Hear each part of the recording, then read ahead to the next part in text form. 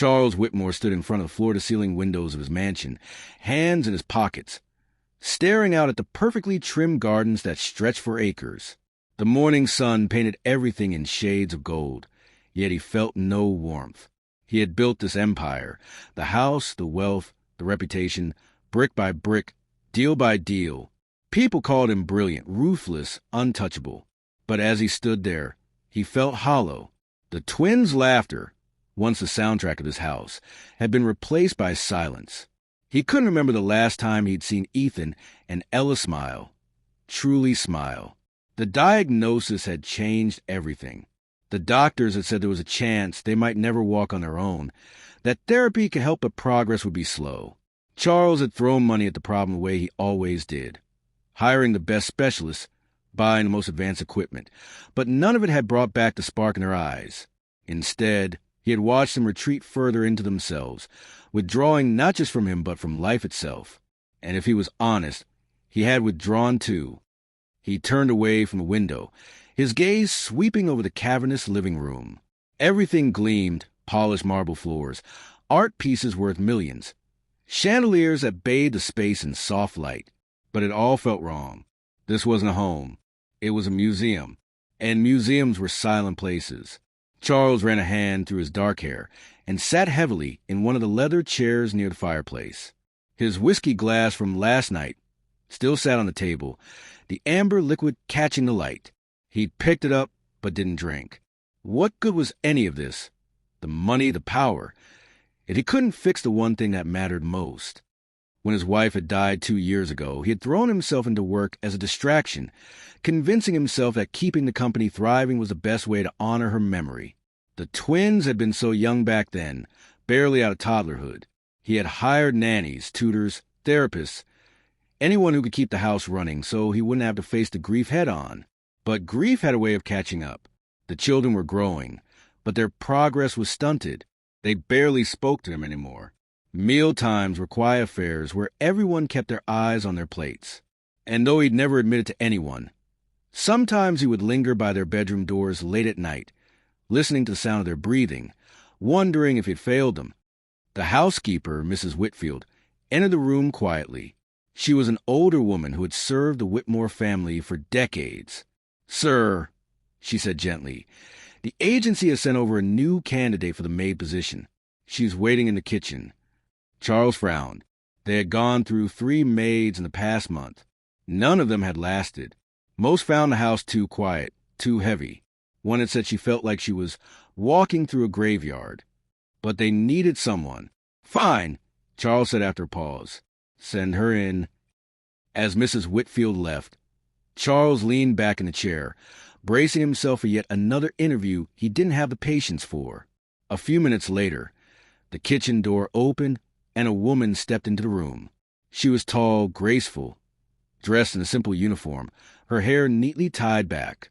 She had the kind of presence that filled the space, calm, composed, yet somehow warm. "Good morning, Mr. Whitmore," she said, her voice steady but gentle. Charles studied her for a moment. She wasn't like the others. Most candidates were overly deferential, nervous around him. But this woman, Grace, stood with quiet confidence.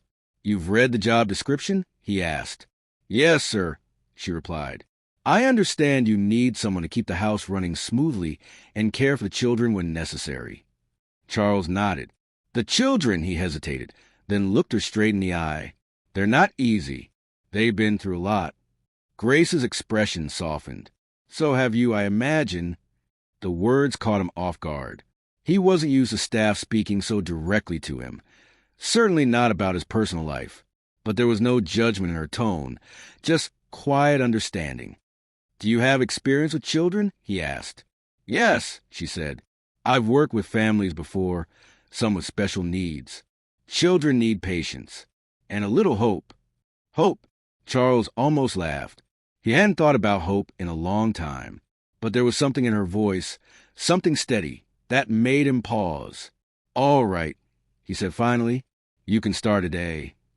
As Grace nodded and left the room to meet Mrs. Whitfield, Charles remained seated, staring at the spot where she had stood. He didn't know why, But for the first time in a long time, he felt like maybe, just maybe, something was about to change.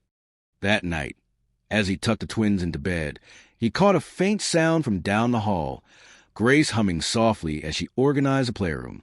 It was a simple tune, almost like a lullaby, and as he stood there listening, Charles realized that the silence in the house had been broken. It wasn't much, but it was a start. Grace awoke before dawn the next morning. She was used to rising early. Years of working in households where mornings were a blur of schedules had trained her well, but today felt different. She took extra care with her uniform, smoothing out every crease until it looked flawless. When she tied her hair back, she caught a reflection in the small mirror above her dresser and paused. She had worked for wealthy families before. She had dealt with entitled children, impatient parents, and houses so large they felt more like hotels than homes. But something about this position felt heavier. There was a story in Mr. Whitmore's eyes when she met him yesterday, a quiet storm he was trying to hide. And though he'd said little about the children, she could sense there was pain in this house, the kind that seeped into the walls and lingered in the air. Grace straightened her posture and gave herself a small nod in the mirror. She had taken this job not just for the paycheck, though it was generous, but because she believed she could make a difference here, and she intended to.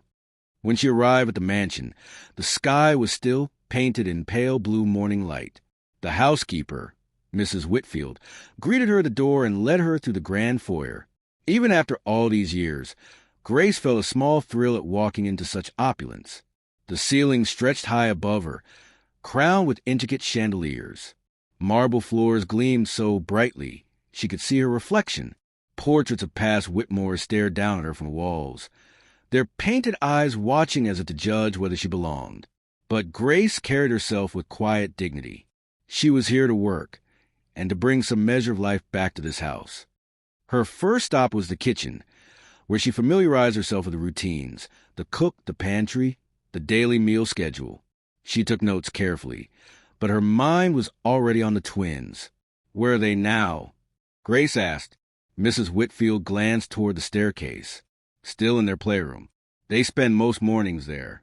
A nurse comes twice a week for therapy sessions, but her voice trailed off, her expression troubled. Grace tilted her head. But what? They don't engage much. Not with the staff, not even with each other sometimes. Poor little dears, losing their mother so young. Then this? She didn't have to finish the sentence. Grace understood. When Grace entered the playroom for the first time, she took in everything in one sweep. The room itself was beautiful, painted in soft pastels, shelves lined with books and toys, a window seat overlooking the garden. But it felt eerily quiet, like a stage set waiting for actors to arrive. In the center of the room sat Ethan and Ella. They were small, more fragile looking than Grace expected. Ethan had a toy truck in his hand, but wasn't playing with it, just staring at it blankly. Ella sat cross-legged on the rug, hugging a stuffed bunny close to her chest. Grace's heart squeezed. Children should not look this sad. She didn't approach them immediately. She knew better than to rush in. Instead, she sat down on the carpet a few feet away, deliberately lowering herself to their level. "Good morning," she said softly, her voice gentle but not pitying. The twins didn't respond. Grace smiled anyway. "I'm Grace. I'll be helping take care of you." Still nothing. That was all right. Children who had been through trauma often needed time to trust. Grace glanced around and spotted a set of wooden blocks. She reached for them and began stacking them quietly, one on top of the other, not looking directly at the children, but letting them see what she was doing. The soft clink of wood onward filled the silence. She built a small tower, then pretended to wobble it before letting it tumble down with a gentle crash. Ella's head turned slightly. That was something. Grace built another tower, this time humming softly under her breath. She let the tune be light, playful, the kind of melody that might have played in a nursery years ago. By the third tower, Ethan had crawled a little closer, curiosity glimmering in his eyes. Grace didn't comment. She simply smiled and handed him one of the blocks. He hesitated, then took it. It was a small victory, but Grace knew that small victories often open the door to bigger ones. Later that morning, she noticed Mr. Whitmore passing by the playroom. He didn't enter, just slowed his steps for a moment to glance inside. Grace caught his eye and gave a polite nod. His expression was unreadable, but he lingered a moment longer than she expected before continuing down the hall. She returned her focus to the children, hiding her own small smile. At lunchtime, she took charge of serving their meal, insisting gently that the children sit at the table instead of eating in separate corners like they were used to. "Let's make this a picnic," she suggested cheerfully. She placed their plates on the table and sat with them, not as a servant but as a presence. Someone steady, someone safe. Ethan pushed peas around his plate for a while, but eventually ate a few. Ella nibbled quietly at her bread, occasionally glancing up at Grace as if trying to figure her out. When lunch was done, Grace thanked them for sharing the meal with her. Children notice things, she knew. They notice when adults treat them with respect. That afternoon, Grace found herself alone in the playroom, tidying up after the children had gone down for a nap. She looked around the shelves and the toys and felt a surge of determination. This house had been silent for too long. If she could help these children smile again, even just once, it might be the first step to healing not just them, but the man who owned this house as well. When Mr. Whitmore came home late that evening, the house was quieter than usual, but different. There was no heaviness in the air, no oppressive silence. Instead, he heard something faint from down the hall, the sound of someone softly humming as they worked. And though Charles Whitmore would never admit it out loud, he found himself standing still for a moment, listening. It wasn't much, but it felt like the first drop of rain before a storm, a sign that something was beginning to change. The next morning, Grace rose early again, her mind already on the twins. She had seen a flicker of curiosity in Ethan's eyes yesterday, and a slight turn of Ella's head toward her game with the blocks. It wasn't much, but it meant the children were aware of her presence, and awareness was a first step toward trust. But when she entered the playroom, the familiar heaviness returned. The twins were sitting exactly where they had been the day before, as though frozen in time. Ethan was clutching the same red truck, rolling it back and forth without enthusiasm. Ella still held the bunny, its fur worn from too many nights of being clutched through tears. Grace's heart broke a little. This was not just shyness. This was grief. She didn't speak at first. Instead, she moved about the room quietly, straightening shelves and opening the curtains to let in more sunlight. The morning rays spilled across the carpet, warming the space, but the children didn't react. Grace sat down on the floor again, this time a bit closer to them. She pulled a picture book from the shelf, one with bright illustrations, and began to read aloud softly. Her voice was calm, melodic, unhurried. She didn't expect them to respond right away, but out of the corner of her eye, she noticed Ella's head tilt ever so slightly, listening. Meanwhile, Charles was upstairs in his office, but he could faintly hear Grace's voice drifting through the open door. He stopped typing on his laptop, the sound catching him off guard. When was the last time there had been a human voice in this house that wasn't a command, a report, or a therapist's clinical instructions? For a moment, he closed his eyes and simply listened. Then he shook himself and returned to work. Later that afternoon, Charles decided to take a break and check on the children. He hadn't been in the playroom for weeks. The last time he'd tried, Ethan had started crying the moment he entered, and Ella had turned away from him completely. That memory still stung. But today, as he stood by the door, he noticed something different. Grace was sitting cross-legged on the floor, Ethan crawling toward her cautiously, holding a block. Ella sat near Grace's knee, still hugging the bunny but watching intently. Charles stayed in the doorway, unnoticed. There was something mesmerizing about the scene, not because anything extraordinary was happening, but because of how ordinary it was. For weeks, the playroom had felt like a tomb. Now, for the first time, there was movement. Grace noticed him then, glancing up briefly. She gave a small nod, not intrusive, not asking for permission, just acknowledging his presence. Charles nodded back and stepped away quietly, his heart unexpectedly heavy. That night, over dinner, he sat across from the twins at the long dining table. They ate in silence as usual, and Charles found himself staring at them, really seeing them for the first time in weeks. Ethan's little shoulders were hunched as if carrying an invisible weight. Ella's eyes were cast downward, her bunny sitting on her lap. Charles suddenly realized he didn't know what their favorite foods were anymore. He didn't know what made them laugh, or what frightened them, or whether they still asked about their mother when he wasn't there to hear. A pang of guilt hit him so hard he almost put down his fork. He had been there physically, yes, paying bills, keeping therapists coming, making sure the house ran like clockwork. But emotionally, he had been absent. After dinner, Charles retreated to his study, but he couldn't concentrate on work. The image of his children's solemn faces stayed with him. He picked up a framed photo from his desk, one of the few pictures of his wife holding the twins as babies. Her smile was radiant, her eyes alive with love. She would not have wanted this for them. She would have wanted laughter in this house, warmth, noise. And somewhere deep inside, Charles felt the faintest stirring of resolve. Grace, meanwhile, was in the playroom cleaning up. She paused to pick up Ethan's toy truck, holding it thoughtfully before placing it back on the shelf. The children were hurting, yes, but she believed they were not broken. Children had a way of bouncing back when given the right support. She glanced toward the hallway where she had seen Charles earlier. He was a man carrying his own wounds, she could tell, and perhaps part of the children's healing would have to begin with him. When she turned off the light and left the room for the night, she made a quiet promise to herself. She would find a way to bring light back into this house, even if it took time, even if it meant pushing gently against the walls Charles had built around himself and his children. This family deserved joy again, and she intended to give them a reason to smile. The third day began like the others, but Grace could feel something subtle in the air, a shift so small it might have been her own wishful thinking. She entered the playroom with her usual quiet smile, carrying a small wicker basket with her. Inside it were a few things she had chosen deliberately: a softball, a set of colorful scarves, and a little drum with mallets.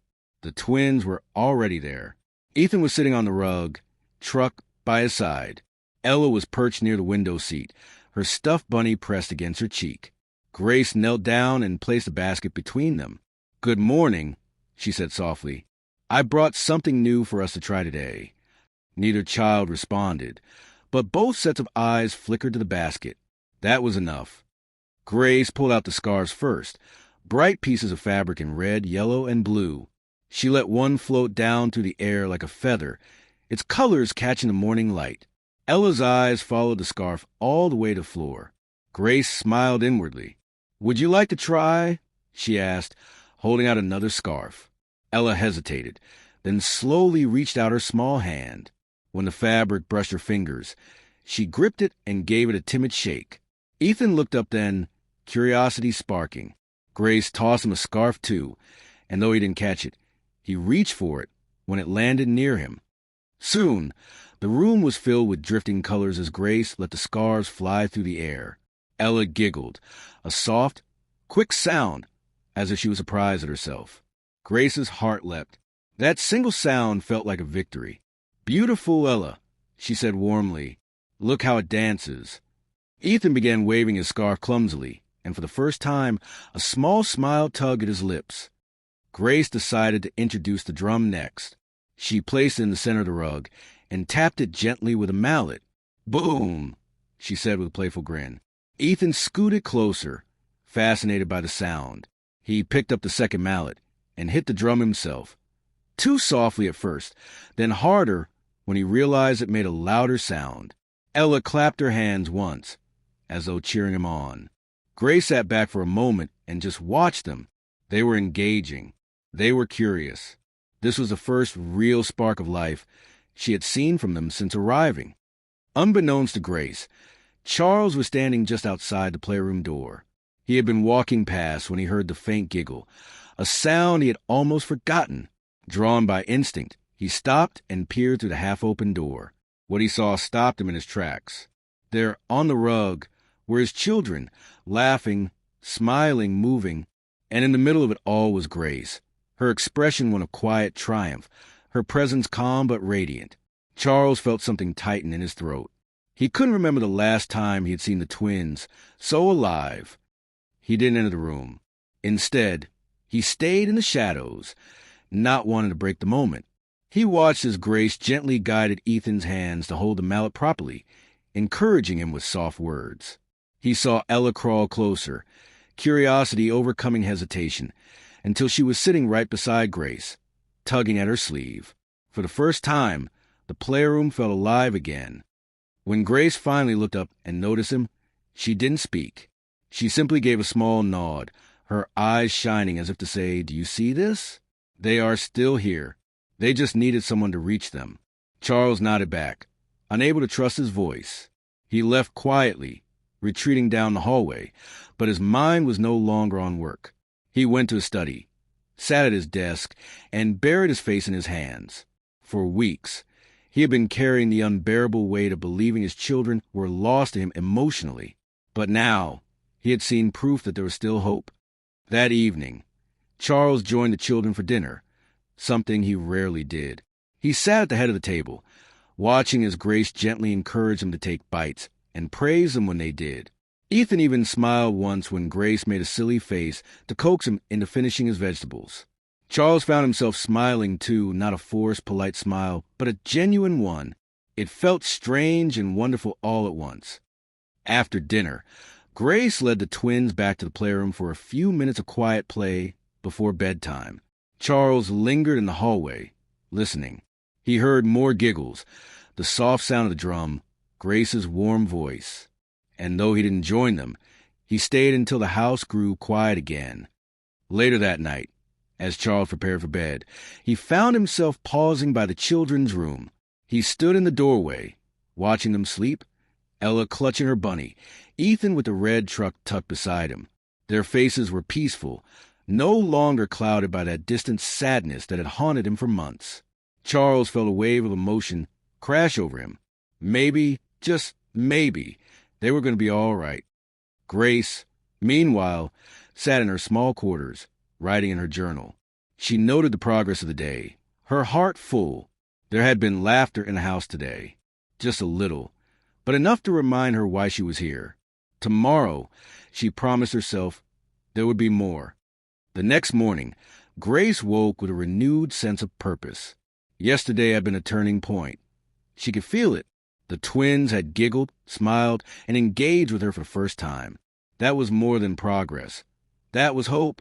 She dressed quickly, tying her hair back into a neat bun, and headed toward the playroom. When she arrived, she found the twins already waiting. Ethan was sitting cross-legged, drumming his hands on a rug, as though replaying yesterday's game in his mind. Ella clutched her bunny and looked expectantly toward the door. Grace's heart swelled. They were waiting for her. "Good morning, my little sunshines," she said softly as she entered. Ethan looked up and gave the tiniest nod. Ella hugged her bunny tighter, but didn't look away. Grace set down a small basket she had brought with her. Inside were 2 bean bags and a soft rubber ball. Today, she had a new goal. The twins could sit, they could smile. Now it was time to help them move. Grace sat on the rug, cross-legged, and gently rolled the ball toward Ethan. It stopped just before his feet. He looked at it, then at Grace. "Kick it to me," she said gently. He hesitated. Grace nodded encouragingly. "You can do it. Just a little push." Ethan reached forward with his hand, but Grace shook her head playfully. "Not with your hand, with your foot." He frowned slightly, but then he stretched out his right foot and tapped the ball. It rolled a few inches. "Perfect," Grace exclaimed. "Now try a little harder. Kick it so it rolls to me." Ethan's second kick had more strength. The ball rolled all the way to Grace's lap. Her face lit up. "You did it," she said, clapping her hands. Ella's eyes widened at the celebration. Grace rolled the ball toward her next. "Your turn, sweetheart." Ella glanced at Ethan, then at the ball. She hesitated longer than her brother had, but eventually she nudged it back. It wobbled, barely reaching Grace, but Grace reacted as though it had been the perfect kick. "Yes, Ella, that was wonderful." For the next several minutes, they played this slow, patient game of rolling and kicking. Ethan grew bolder, using both feet to send the ball faster each time. Ella smiled shyly every time Grace praised her. Grace then tried something different.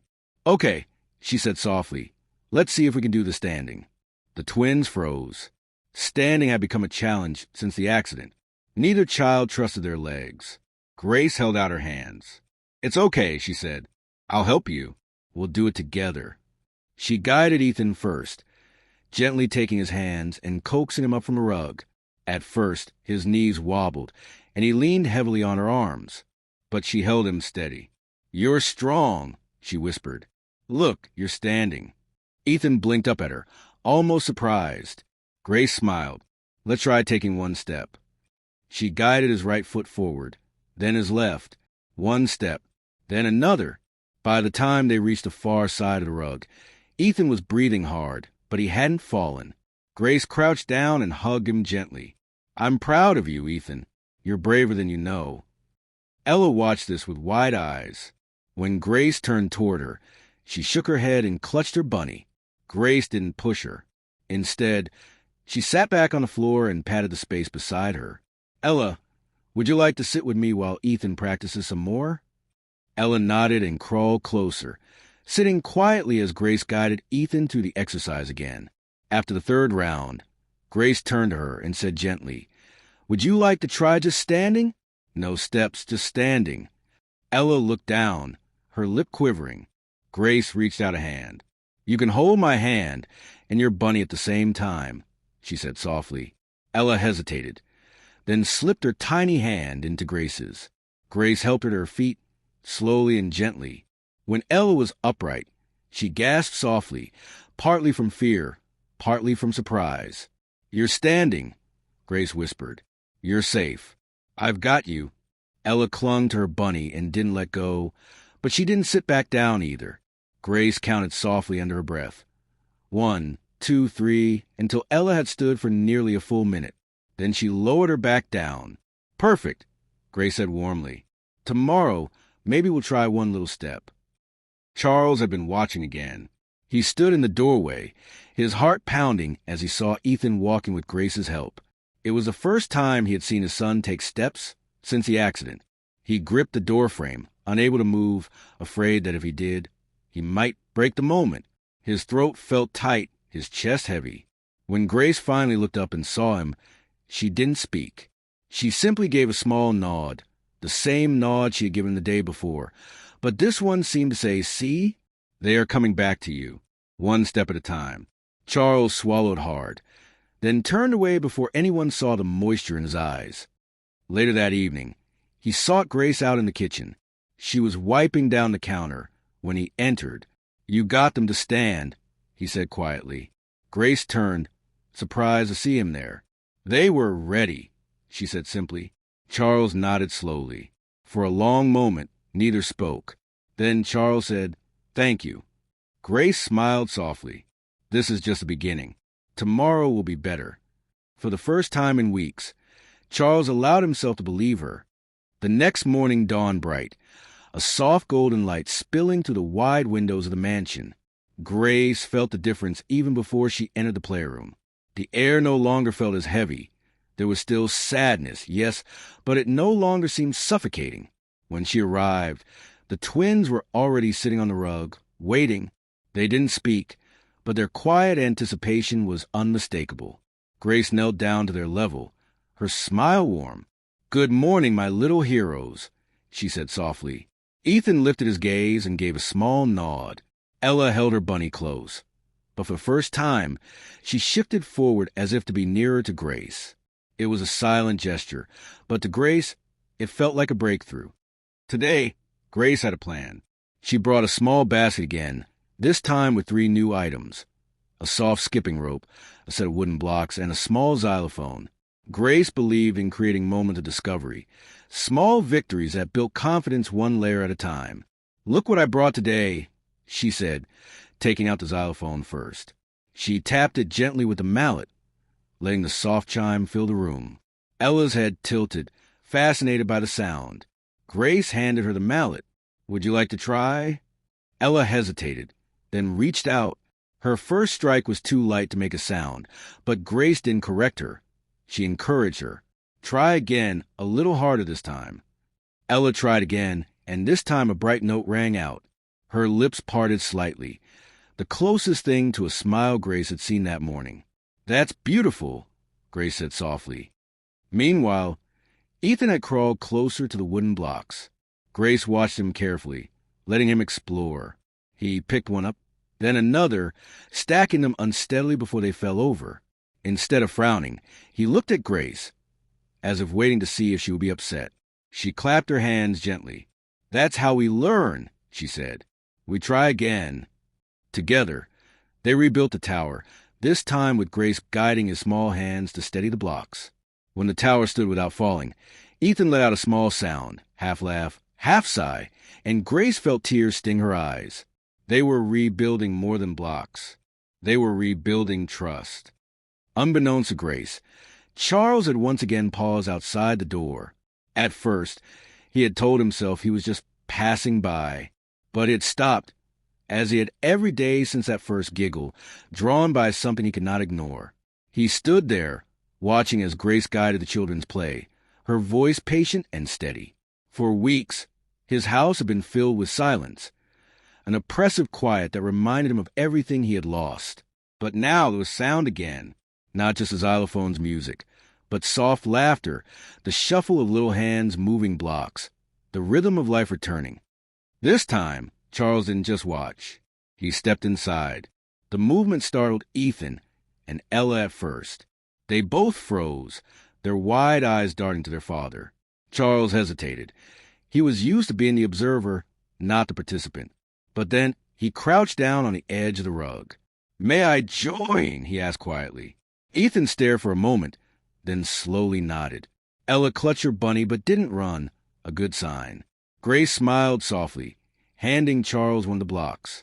"Help us build the tallest tower," she said, as though this were the most natural thing in the world.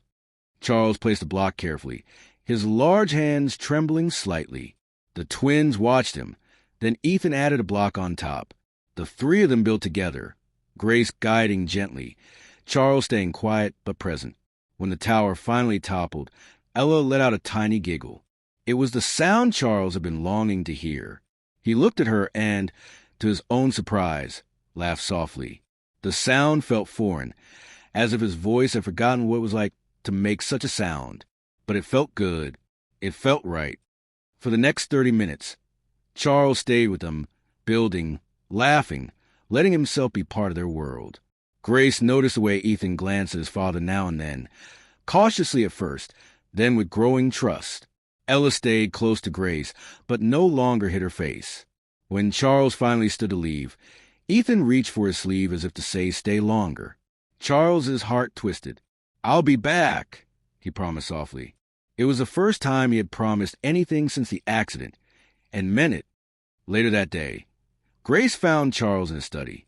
He was staring at a photograph of his wife, the one taken just weeks before she had passed. Grace didn't intrude. She simply stood there until he noticed her. "They laughed today," he said quietly. Grace nodded. "Yes, and tomorrow they'll laugh again." For the first time, Charles believed her, not because she said it, but because he had heard it with his own ears. That night, Charles did something he hadn't done in months. He read the twins a bedtime story. He sat on the edge of Ella's bed, book in hand, and read softly while Grace tucked Ethan in.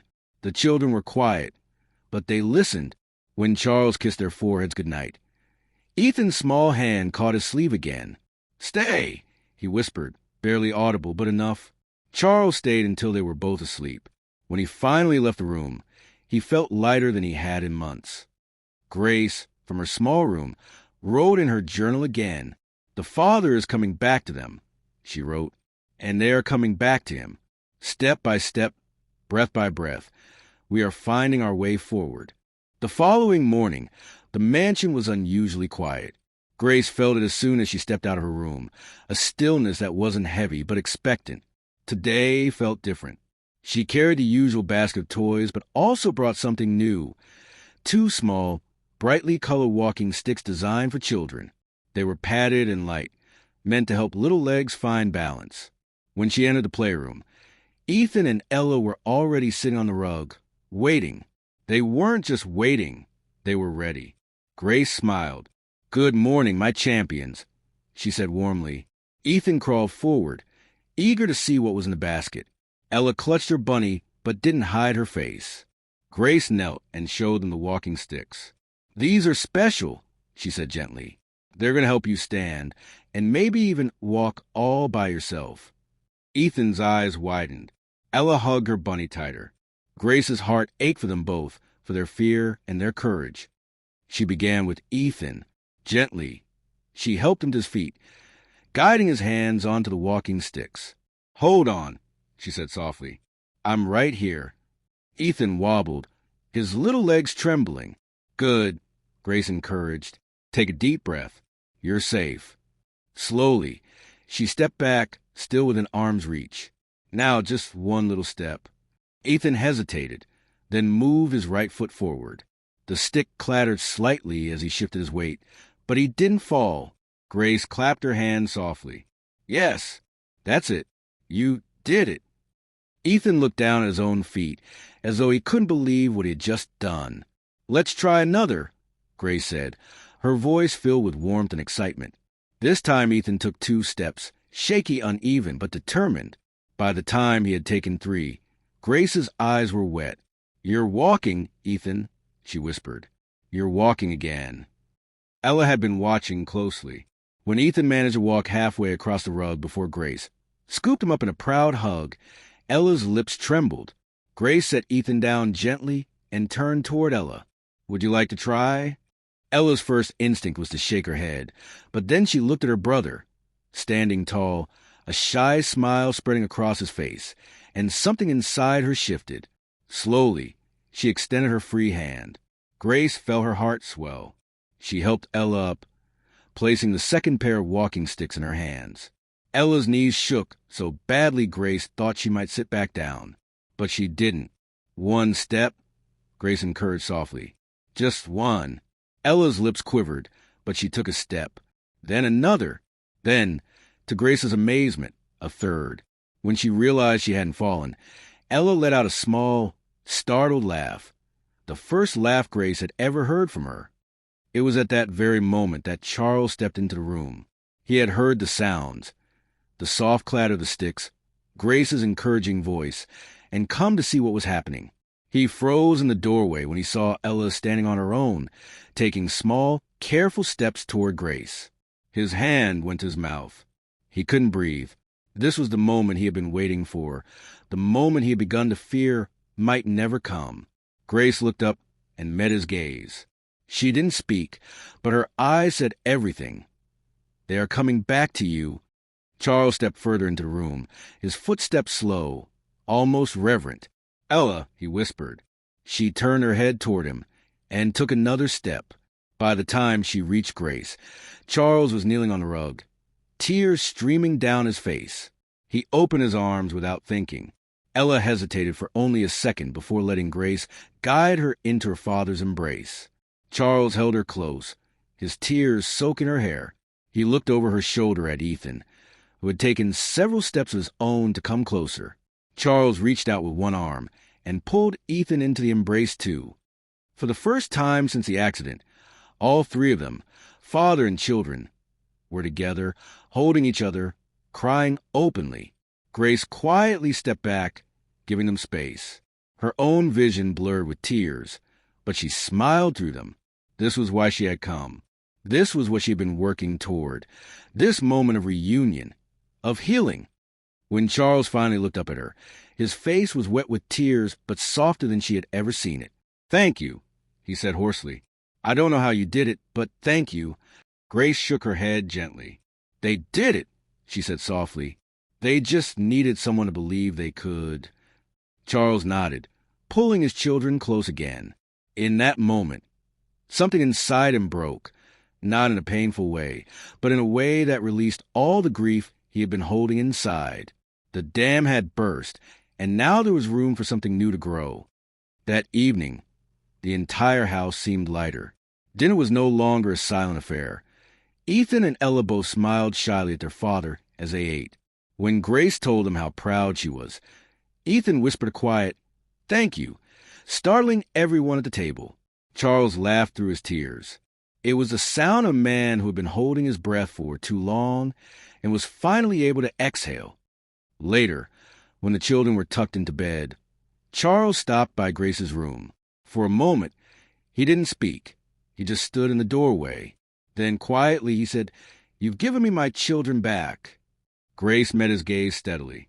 "No," she said softly. "You never lost them. They just needed time and someone to hold their hand until you were ready to take it." Charles nodded slowly, his throat tight with emotion. When he left, he felt like a man stepping into a new world, one where hope was no longer something he feared to feel. The morning after the breakthrough felt unlike any other morning since Grace had arrived. The mansion, once cloaked in silence, now seemed to hum softly with life. The servants noticed it first. The faint sound of footsteps in the hallway, the quiet laughter that floated from the playroom, the gentle clatter of toys. Grace felt it too. When she entered the playroom, Ethan was already sitting with the walking sticks by his side, almost as if he'd been waiting for her to start the day. Ella was nearby, hugging her bunny but smiling shyly, her eyes shining with anticipation. "Good morning, my brave ones," Grace greeted warmly. Ethan actually grinned, a small, lopsided grin, but one that made Grace's breath catch. Ella stepped forward without being asked, holding out her little hand for Grace's. Grace crouched down and took it, her heart swelling. That day, they began with walking practice again. Ethan moved with more confidence now, placing one foot in front of the other with fewer wobbles. Ella clung to her bunny with one hand and the walking stick with the other, but she took 5 steps without Grace holding her at all. When she realized what she had done, she gasped and laughed, a sound so pure and light it made Grace laugh too. "You're both getting stronger," Grace said proudly. "Soon you'll be running around this room." Ethan's eyes lit up at the idea. But Grace knew healing wasn't just about the body. It was about the heart too. So after walking practice, she brought out the xylophone and the wooden blocks again. They played simple rhythms together, taking turns hitting the colorful bars. When Ethan accidentally struck 2 at once and made a funny sound, Ella laughed again, her giggles filling the room like music. Grace clapped her hands. "That's what music is for," she said, "to make us feel happy." Ethan looked thoughtful, then tapped the same 2 bars again just to make Ella laugh once more. It worked. Later that morning, something unusual happened. Charles joined them, not just as a quiet observer, but as a participant. He came into the playroom carrying a tray of juice and fruit, setting it down near the children. "I thought we could have a snack together," he said quietly. Ethan's eyes widened. This was the first time his father had joined their mid-morning routine. Grace smiled, sensing the importance of the moment. "That's a wonderful idea," she said. They sat together on the rug, eating apple slices and drinking juice. Charles didn't speak much, but when Ella shyly offered him a piece of apple, he accepted it and pretended to take a giant bite, making her giggle. Grace caught his eye and smiled. This was more than a snack. This was bonding. Day after day, their routine began to take shape. Grace would arrive in the morning, work with the twins on their strength, then shift to creative play.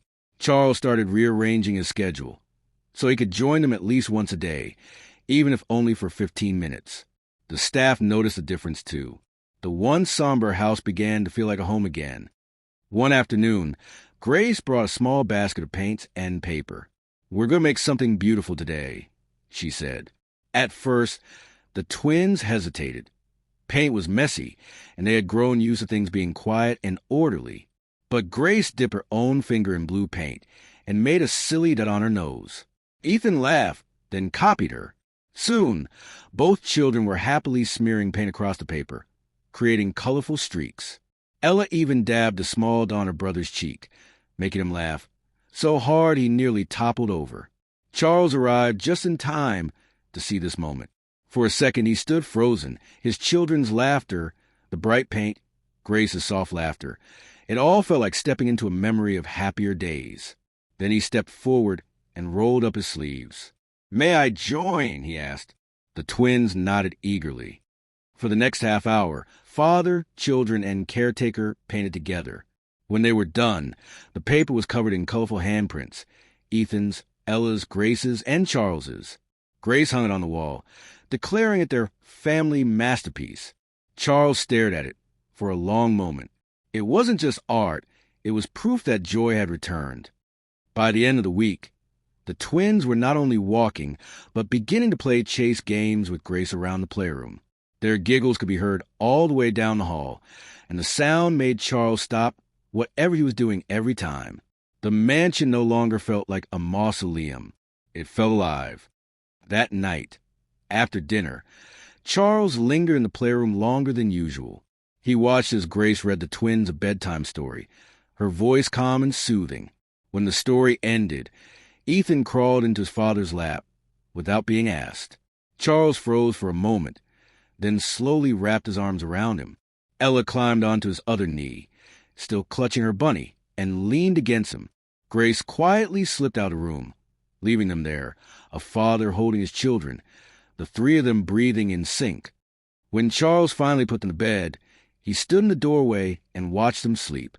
For the first time since the accident, there was no tightness in his chest, no fear that they would wake up screaming. He whispered a quiet thank you to Grace, to whatever higher power might be listening, and turned off the light. Grace, back in her own room, wrote in her journal again. We have a rhythm now. Laughter is becoming normal again. Even Mr. Charles is laughing. The house feels lighter every day. And for the first time, she let herself believe it would stay that way. The weeks that followed brought steady progress, not just for the children, but for the entire household. Grace could feel the change everywhere. The once hushed hallways now carried the sound of small feet running, the faint notes of laughter, and even the occasional squeal of playful protest when Ethan or Ella didn't want to stop playing for dinner. The staff, who had once tiptoed to the mansion as though afraid to disturb the sadness lingering in the air, now smiled more easily. The house was breathing again. One rainy afternoon, Grace sat in the playroom with the twins, building an elaborate castle out of wooden blocks. Ethan concentrated hard, tongue sticking out as he carefully placed the final block on top. Ella clapped her hands softly when it didn't fall over. That's perfect, Grace said warmly. Now we have a castle fit for two brave little heroes. Just then, Charles entered. He had taken to visiting the playroom regularly now, no longer as an observer lurking in the doorway, but as a participant who belonged there. When Ethan saw him, he ran, across the rug and into his father's arms. Charles scooped him up and laughed, the sound warm and genuine. Ella toddled over a moment later, holding her bunny in one hand and reaching up with the other. Charles crouched and pulled both children close, holding them as if he never wanted to let go. After the twins were tucked in that night, Charles found himself lingering in the playroom. Grace was tidying up, putting the blocks back in their basket. You don't have to do that, Charles said quietly from the doorway. Grace looked up, surprised to see him still awake. I don't mind, she replied. It helps me think. Charles stepped into the room, his hands in his pockets. He looked at the small castle they had built earlier, still standing on the rug. My wife loved building these with them, he said softly. Grace paused, sensing this was one of the first times he had spoken about his late wife. She would sit right here, Charles continued, lowering himself onto the rug, and let them knock the towers down over and over just so she could watch them laugh. He swallowed hard, his gaze distant. Grace sat across from him, saying nothing, simply letting him speak. She was the heart of this house, Charles said after a long pause. When she died, I didn't just lose her, I lost myself. And I think the children lost me too. His voice cracked on the last word. Grace's chest ached at the pain in his voice. You found your way back to them, she said softly. Charles shook his head. No, you found them. You gave them back to me. Grace smiled gently. They were always here, Mr. Charles. They just needed time to be ready. For a long moment, they sat in silence, the soft patter of rain against the windows filling the space. Finally, Charles said, I don't know how you do it. The patience, the kindness, even when they push you away in the beginning. Grace hesitated, then said quietly, I know what it feels like to lose someone and to shut the world out. I promised myself that if I ever had the chance to help someone else find their way through it, I would. Charles studied her, realizing for the first time that Grace, too, carried her own story, one she hadn't shared. But he didn't press her. Instead, he nodded, his respect for her deepening. The days continued, each one adding new layers to the family's healing. Charles began joining the children for breakfast when he could, something he hadn't done since before the accident. They would sit around the table, Ethan proudly telling him how many steps he had taken that morning, Ella shyly offering him a bite of her toast. Grace would watch quietly, her heart full. It was working, all of it. One evening, after the children were asleep, Charles asked Grace to join him in the library. He poured 2 cups of tea and handed one to her. For a moment, they sat in silence, the crackle of the fireplace the only sound. Then Charles said, "I was angry for a long time. At life, at fate, even at the children, sometimes, for reminding me so much of her." Grace listened, her expression open and compassionate. "I thought if I stayed busy enough, I could outrun the pain," Charles continued. "But it just made me lose more time with them, more myself." Grace set her tea down and said gently, "You can't outrun grief. You can only walk through it. But you don't have to walk alone." Charles looked at her, really looked at her, and for the first time he felt the weight of his grief begin to shift, not gone, but lighter. The next morning, something extraordinary happened. Ethan, without prompting, asked his father to play ball with him in the garden. Charles hesitated, then said yes. For the next hour, he and Ethan rolled the ball back and forth under the warm sun, while Grace watched with Ella on her lap. When Ella saw her brother laughing, she slid off Grace's knee and toddled across the grass, joining them. The 3 of them played together until they were tired, their laughter carrying through the garden like music. Grace sat back, smiling. This was no longer just about healing their legs. It was about healing their hearts, and it was working. That night, Grace wrote in her journal, "They are not just surviving anymore, they are living." And Mr. Charles is laughing with them, truly laughing. "I think his heart is finally opening again." She paused, tapping the pen against her lip, "and perhaps mine is too." The morning sunlight streamed into the playroom, casting golden squares on the rug. Grace was helping Ethan stretch his legs before their walking practice when she heard an unexpected sound behind her, Charles clearing his throat. When she turned, he was standing in the doorway, unusually dressed for the morning. Instead of his usual crisp suit or casual sweater, he wore a dark jacket, open at the collar, as if he had somewhere to be. "Good morning," Grace said, smiling. "Good morning," Charles replied, but his tone held something more, a hint of nervousness. Grace straightened, sensing something important was coming. "I have a question," Charles said after a pause. "Or maybe a request." Grace tilted her head, curious. Charles stepped further into the room, his gaze softening as he looked at the twins. "I was thinking it might be time to take them out, just for a short trip, somewhere peaceful, somewhere that doesn't feel like all of this." Grace blinked in surprise. This was the first time he had spoken about leaving the mansion with the children since the accident. "Out?" Ethan asked, perking up. "Yes," Charles said gently. "Would you like that?" Ethan nodded so quickly it made Grace laugh. Ella, sitting quietly with her bunny, looked at Grace for reassurance. Grace crouched beside her. It could be fun, sweetheart, just a nice little adventure. Ella's fingers tightened on her bunny, but she gave a small nod. That afternoon, the house buzzed with quiet excitement. Grace helped the twins pick out comfortable clothes, explaining that they would go somewhere special. Ethan's eyes shone with anticipation, while Ella stayed closer to Grace's side than usual, clearly nervous about the unknown. Charles arranged for the car to be ready, instructing the driver to take the scenic route. Before they left, he stood by the front door, looking almost hesitant. "I haven't taken them anywhere since," he began, then stopped, his jaw tightening. Grace touched his arm gently. "Today is about making new memories," she said softly. "Good ones." Charles looked at her, his expression unreadable for a moment, then nodded. The ride itself was quiet at first. Ethan stared out the window, drinking in the sight of the outside world. Ella leaned against Grace's side, clutching her bunny tightly. Grace gently rubbed her back, whispering, "Look, see how pretty the trees are?" Gradually, Ella peeked out the window, too, her small face softening as she watched the world roll by. Charles sat opposite them, his eyes flicking between his children and Grace, as though memorizing the scene. They arrived at a large, open park, a place Charles used to take the twins on weekends before everything changed. When the car stopped, Ethan was the first out, nearly tripping in his excitement. Grace caught his arm just in time, laughing softly. Ella followed more cautiously, holding Grace's hand until her feet touched the grass. The fresh air was cool, the scent of wildflowers drifting on the breeze. Grace took a deep breath, feeling her own spirit lift. Charles led them to a quiet corner of the park, where a small pond shimmered under the afternoon sun. This was their favorite spot, he said quietly, his voice almost reverent. Ethan's eyes lit up. "I remember this," he exclaimed. "The ducks."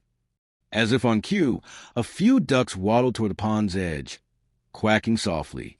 Ethan laughed, and Ella's lips curved into a small smile. Grace crouched beside her, whispering, "Would you like to feed them?" Ella nodded shyly, and Grace handed her a small bag of breadcrumbs Charles had brought along. Soon, both children were tossing crumbs into the water, giggling as the ducks scrambled to eat them. Charles stood slightly apart, watching with a look Grace hadn't seen before. Not just pride, but something like relief. It was as if a heavy weight had shifted off his shoulders, if only for a little while. After feeding the ducks, they spread a blanket under a tree. Grace had packed a small picnic basket, and they sat together, eating sandwiches and fresh fruit. Ethan chattered about everything he saw, the ducks, the clouds, even the shape of the tree branches. Ella, quieter but smiling, leaned against her father's side as she nibbled on her food. Charles rested a hand on her head, his thumb brushing gently through her hair. Grace watched them with quiet satisfaction. This was exactly what they all needed, a moment of peace outside the walls of grief. After they finished eating, Ethan begged to explore a little. Charles hesitated, his protective instincts warring with the urge to let his children experience freedom again. Grace sensed his hesitation and said gently, "I'll go with them. We won't go far." Charles nodded, his jaw tight, but trusting her.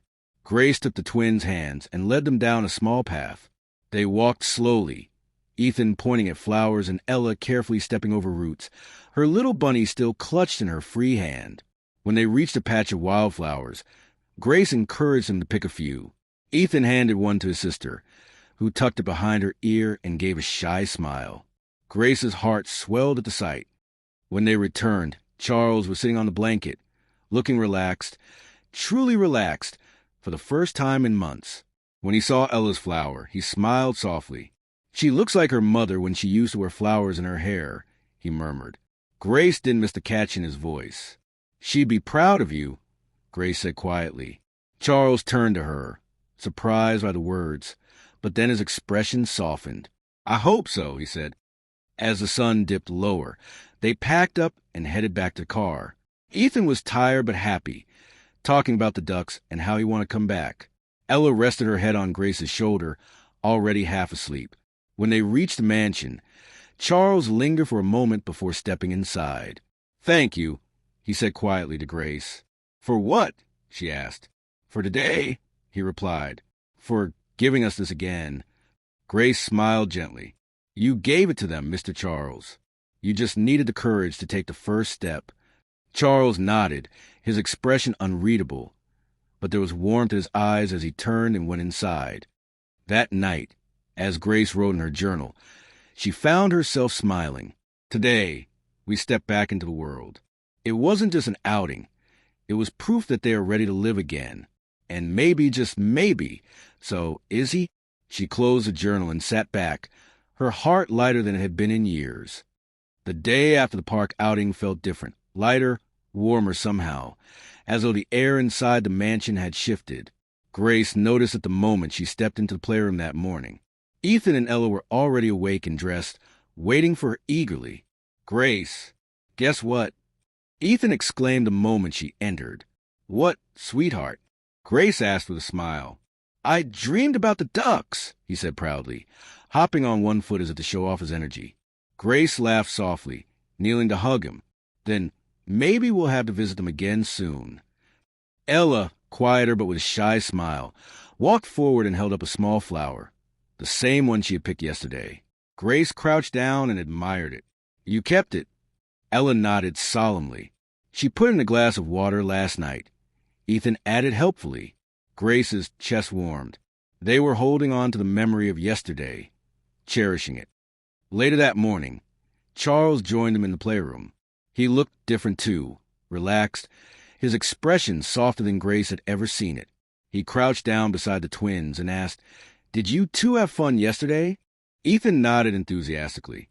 "Yes. We fed the ducks, and we picked flowers, and Grace let's explore."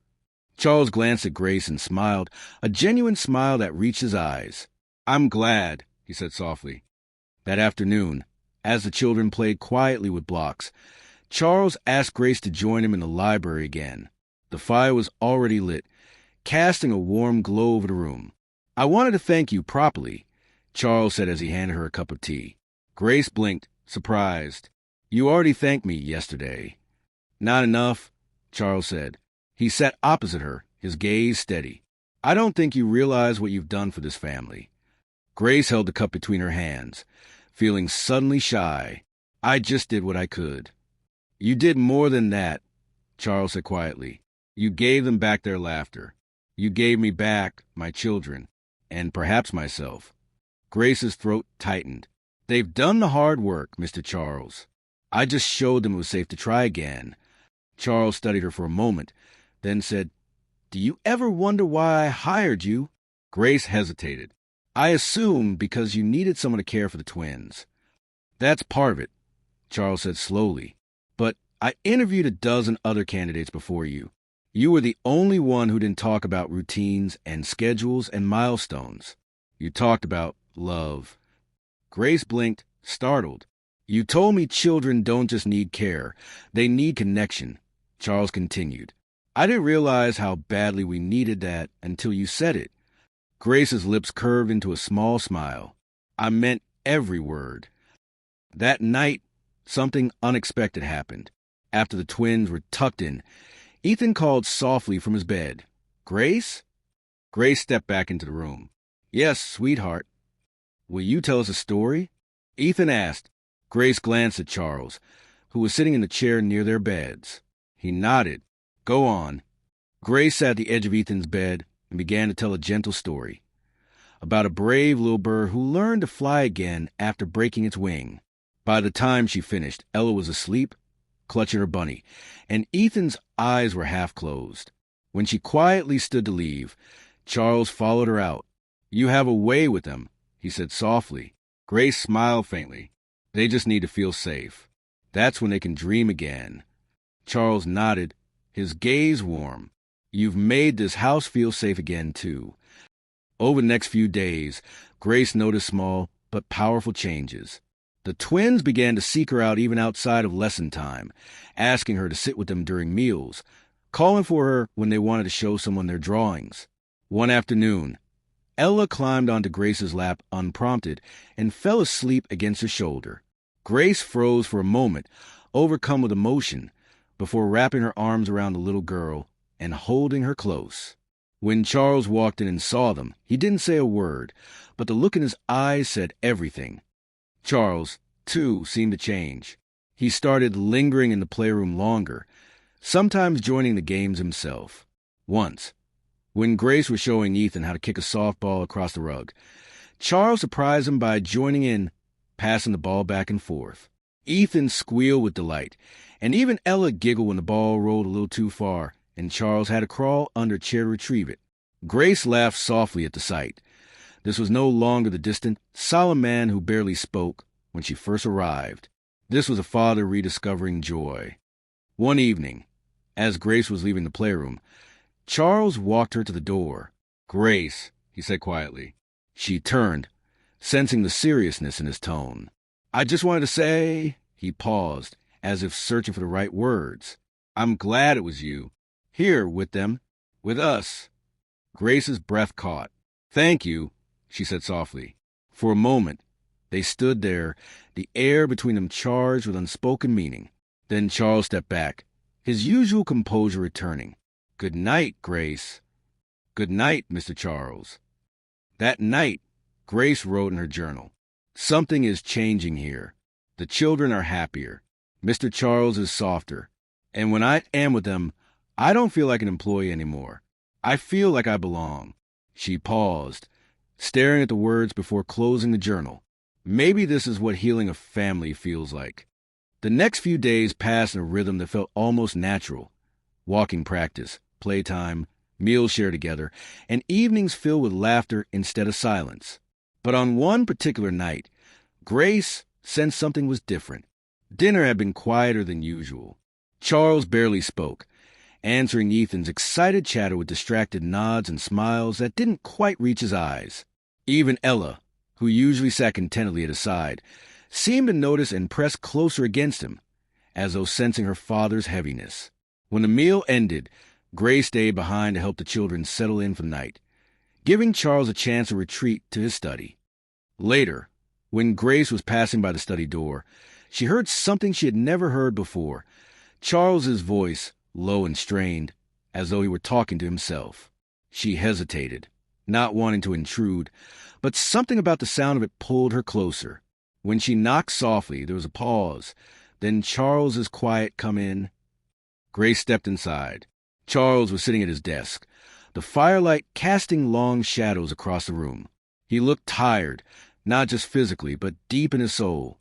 "I'm sorry if I'm disturbing you," Grace said gently. "You're not," Charles replied after a moment. He gestured toward the chair across from him. "Sit." Grace obeyed, folding her hands in her lap. For a long time, Charles said nothing. Then, in a voice so quiet she almost didn't hear, he said, "I don't think I'm a good father." Grace blinked in surprise. "What makes you say that?" she asked softly.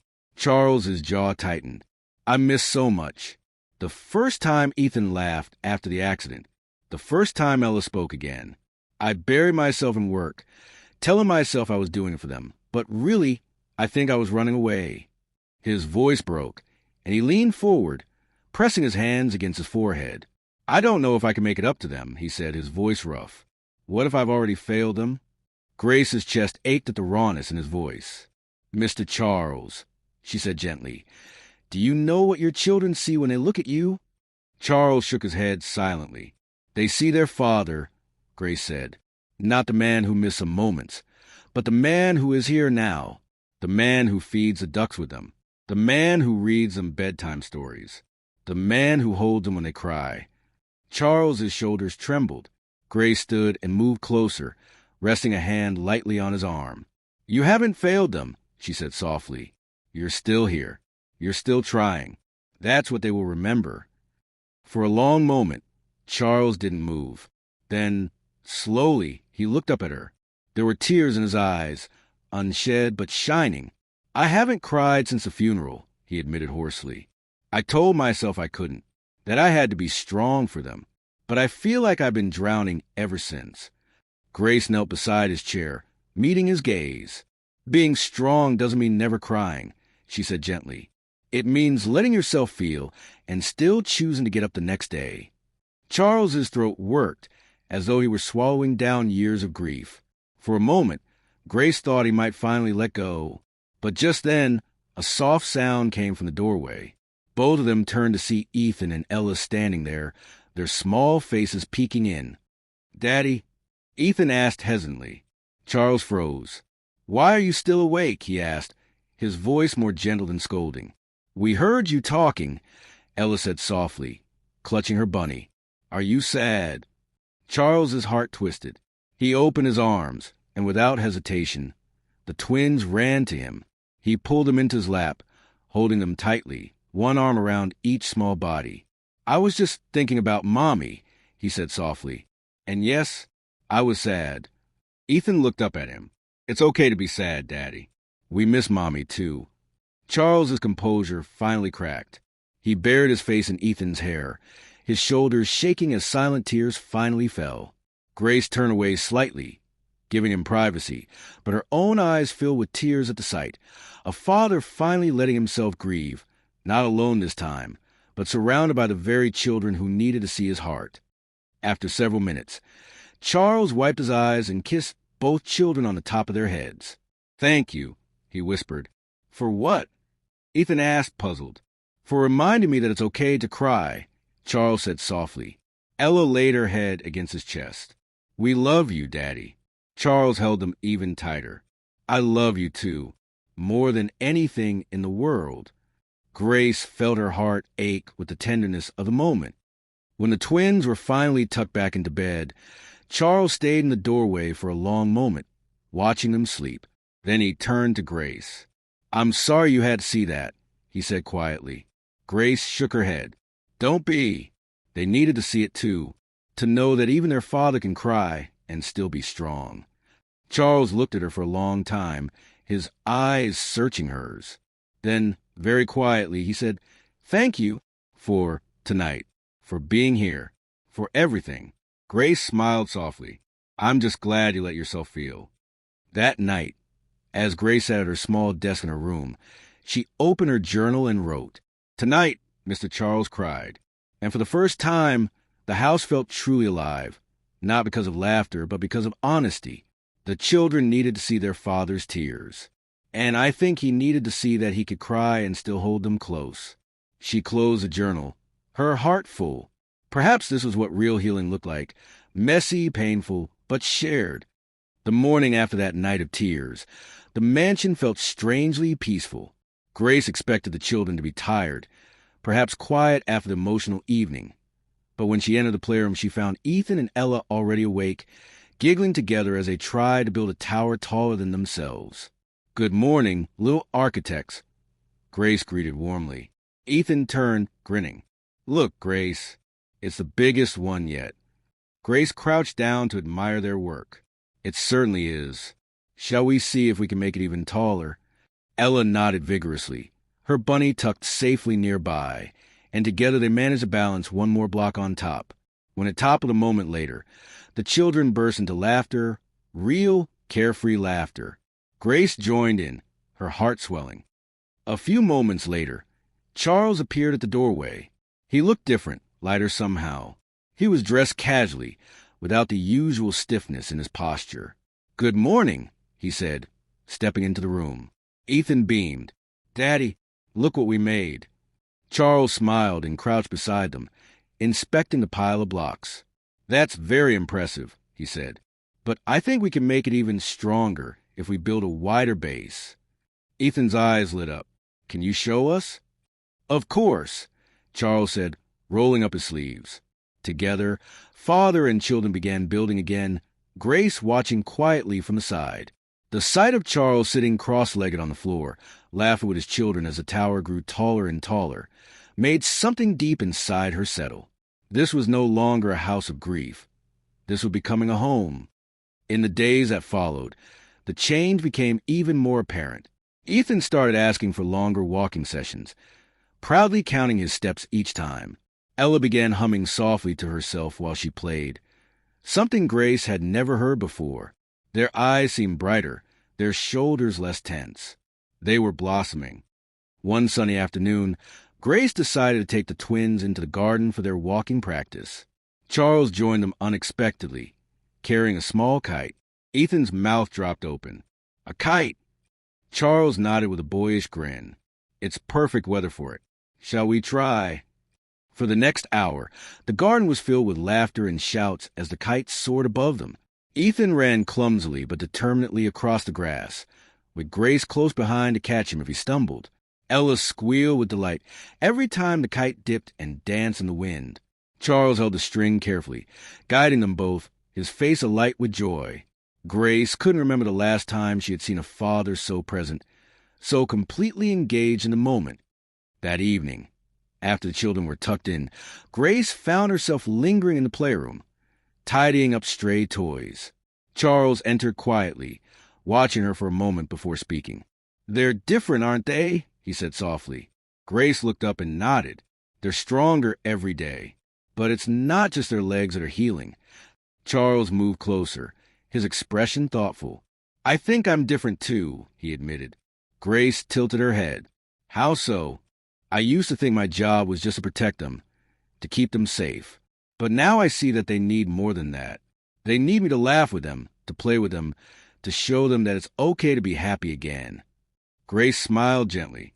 You're giving them exactly that. Over the next week, Grace noticed that the twins began including her in their conversations about family. When Ethan drew a picture of the four of them flying a kite, he handed it proudly to Charles and said, "This is us." Charles studied it for a long moment before hanging it on the playroom wall. Grace felt her throat tighten as she saw herself included, standing beside Charles and children, smiling. The staff noticed the difference too. The housekeeper commented one afternoon, "It's been a long time since we've heard this much laughter in these halls." Grace smiled. "It's a good sound, isn't it?" "Yes," the housekeeper said softly. "It's the sound of a house coming back to life." One evening, Grace was reading to the twins when Charles entered, not to call them to bed, but to sit quietly on the rug beside them and listen. When the story ended, Ella climbed into Grace's lap, and Ethan leaned against his father. For a moment, no one moved. It felt as though the four of them were suspended in a bubble of warmth and safety. Grace realized then that she no longer felt like an outsider. She felt like she belonged. After the children were asleep, Charles walked Grace to the hallway. "Grace," he said, his voice unusually quiet. She turned, meeting his gaze. "You've given me back my children," he said softly, "but you've also given me back myself."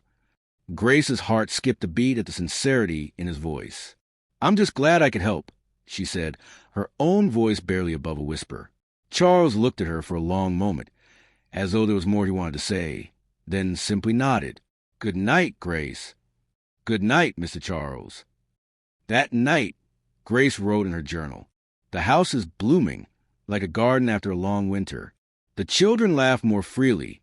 Mr. Charles smiles more often, and I find myself smiling too. For the first time in a very long time, I feel like I am exactly where I am meant to be." She closed the journal and sat in silence for a moment, her heart full. She was no longer just a caretaker. She was part of something bigger, something beautiful. The transformation in the household became undeniable as the days turned into weeks.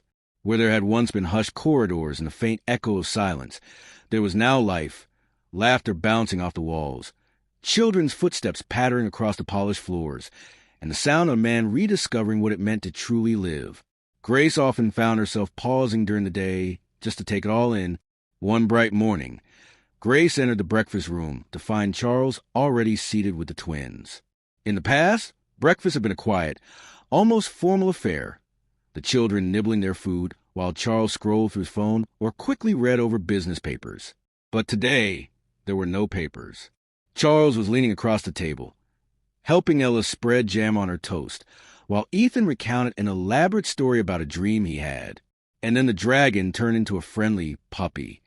Ethan said, his eyes wide with excitement. Charles chuckled, shaking his head. "A dragon puppy. I think that might be even scarier than a dragon." Ethan giggled, and even Ella, usually the quieter of the two, broke into laughter. Grace felt her heart swell at the sight. This was what a morning was supposed to feel like, warm, unhurried, and filled with love. That weekend, Charles surprised the children by announcing a family outing. "We're going to the park," he said with a grin. Ethan practically bounced with excitement. "The one with the big pond?" "Yes," Charles said, "and we're bringing bread for the ducks." Grace packed a picnic basket, and soon they were driving with the windows down, the spring air filling the car. At the park, the children ran ahead, their laughter carrying across the grass. Charles followed at a slower pace, carrying the basket, but Grace could see how his eyes softened as he watched them. They spent the afternoon feeding ducks, chasing butterflies, and lying in the grass looking up at the sky. "Look, Daddy." Ella pointed. "That cloud looks like a bunny." Charles laughed. "And that one looks like a kite." Grace lay back as well, closed her eyes for a moment, letting the sunlight wash over her. It felt as though the weight of the past had truly begun to lift from all of them. One evening, Grace discovered an old piano tucked into a corner of the library. She had learned to play as a child, but hadn't touched a piano in years. On a whim, she sat down and pressed a key. The sound was slightly out of tune but rich and warm. Before she knew it, she was playing a soft lullaby. The sound drew Charles and the twins to the doorway. Ethan's eyes lit up. "Grace, you can play?" Grace smiled shyly. "A little. Play more." Ella begged, clapping her hands. So Grace played, and before long the children were dancing clumsily around the room, giggling. Even Charles joined in, spinning Ella gently around while Ethan twirled in his own uneven but determined way. The room filled with music and laughter, and Grace felt tears prick her eyes. This house, which had once seemed so hollow, was now alive with sound. Dinners became a time of storytelling and jokes rather than silent formality. Charles began asking the twins about their day, not just as a polite question, but with genuine curiosity. Ethan proudly reported his progress with walking, sometimes hopping up from the table to demonstrate. Ella began sharing her drawings, sliding them across the table to show her father. One evening, Ethan said thoughtfully, "Daddy, you laugh more now." Charles paused and smiled. "Yes, I suppose I do." "Good." Ethan said simply, as if this were the most natural observation in the world. Grace met Charles's eyes over the table, and for a moment, something unspoken passed between them. Gratitude, perhaps, or recognition that this was what life was meant to be. Grace noticed that the twins had become braver. Ethan asked if he could try walking outside on the gravel paths, instead of just the smooth floors inside. Ella wanted to climb trees, something she hadn't dared to attempt since the accident. Instead of worrying aloud or holding them back, Charles encouraged them, though he stayed close enough to catch them if they stumbled. "You can do this," he said quietly, his voice full of belief. And they did. Each small victory was celebrated with cheers and hugs, and Grace found herself silently thanking God for letting her witness it all. By the end of the month, the change was complete. The children woke each day eager for what was ahead. Charles no longer shut himself away in his office after dinner, but instead joined the children in games or read them bedtime stories himself. Even the staff seemed happier, their movements lighter, their smiles more frequent. Grace felt an almost reverent joy as she moved through the house. She had come into this family during its darkest chapter, but now she was seeing what light could do. That night, after tucking the children into bed, Grace lingered for a moment by the door. Ethan and Ella were whispering to each other, their faces peaceful. When she returned to her room, she opened her journal and wrote, "Joy has filled this house like sunlight through a window. It's no longer about just surviving. We are living, and I feel honored to be a part of it." Later that evening, Charles found her in the hallway. "They're happier," he said quietly. "Yes," Grace replied softly. "So are you." Charles nodded, a faint smile tugging at his lips. "It feels good," he admitted, "to laugh again, to see them laugh." Grace felt warmth spread through her chest. They laugh because they feel safe, and because they see you smiling. Charles held her gaze for a moment longer than usual, then said, "Thank you, Grace." She smiled gently. "It's not just me, Mr. Charles. You opened the door to this joy. I just helped you walk through it." That night, Charles stood by the window of his study, looking out at the stars.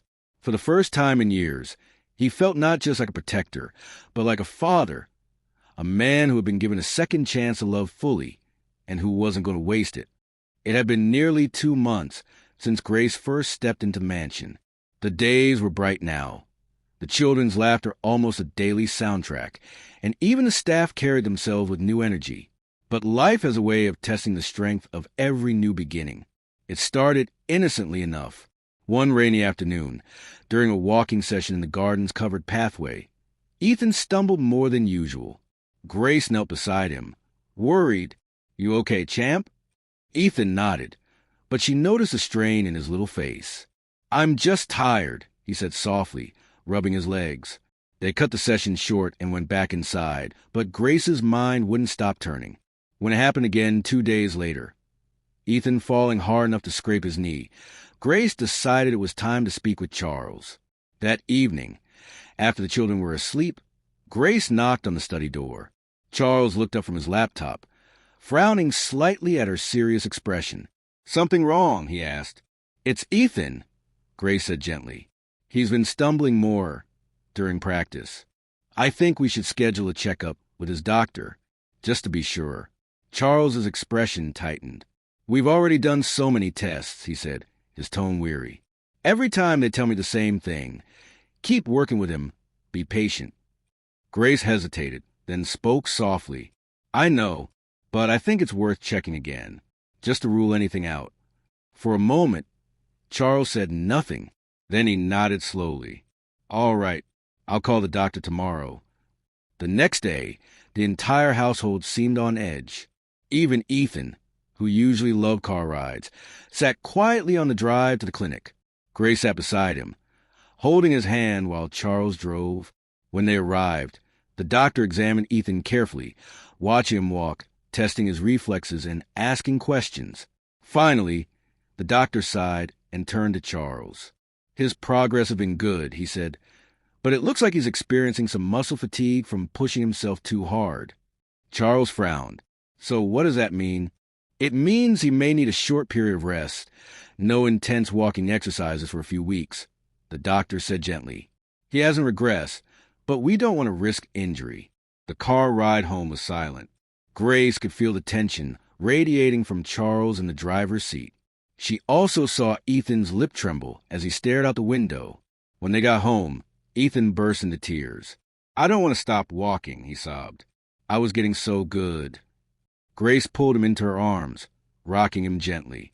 Charles stood in the doorway, his face pale, his fists clenched. After Ethan cried himself to sleep, Charles finally spoke. This is my fault, he said hoarsely. I pushed him too hard.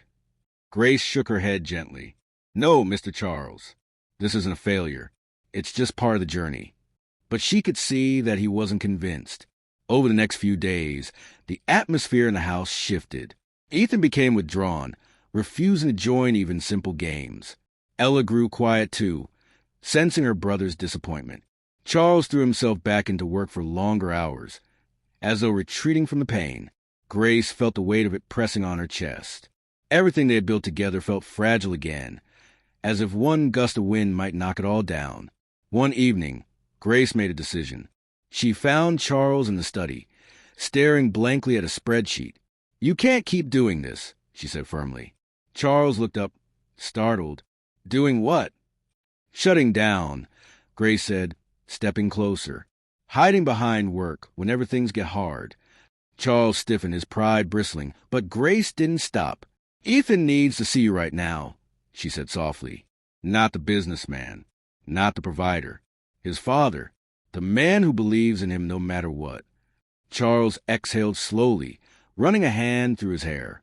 You make it sound so simple, he muttered. It is simple, Grace said gently. Not easy, but simple. That night, Charles sat on the edge of Ethan's bed. His son turned away, sniffling. Ethan, Charles said softly, I know you're upset. I am too. But taking a break doesn't mean giving up. It means getting stronger so you can keep going. Ethan peeked at him through tearful eyes. What if I can't walk again like before? You will, Charles said with quiet conviction. And even if it takes longer than we hoped, I will be right here, cheering you on. For the first time in days, Ethan's face softened. Promise? Charles nodded. Promise.